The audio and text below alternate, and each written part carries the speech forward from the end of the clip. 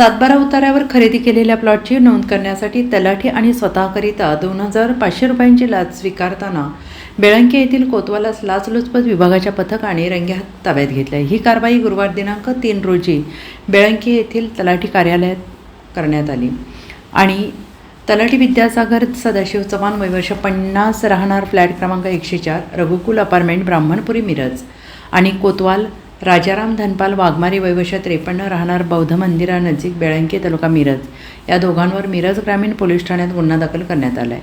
याबाबत अधिक माहिती अशी की तक्रारदार यांच्या भावाने प्लॉट खरेदी केला होता.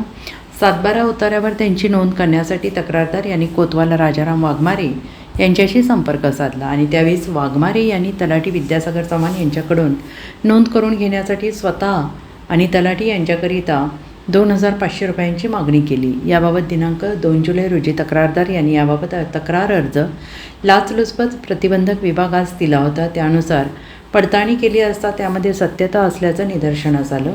गुरुवार दिनांक 3 रोजी पथकाने बेळंकीच्या तलाठी कार्यालय परिसरात सापळा रचला.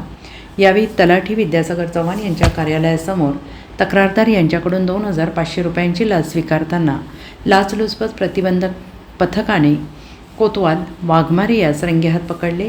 पथकाने केलेल्या चौकशीत तक्रारदार यांच्या भावाचा प्लॉटची सातबारावर नोंद होण्यासाठी तलाठी विद्यासागर चव्हाण यांनी तक्रारदार यांना लाचेची रक्कम संशयित कोतवाल राजाराम वाघमारे याला देण्यासाठी प्रोत्साहित केल्याचं निष्पन्न झालं. लाचलुचपत विभागाने दोघांनाही ताब्यात घेतलेला आहे. Bureau report, SBN Marathi, Belanki.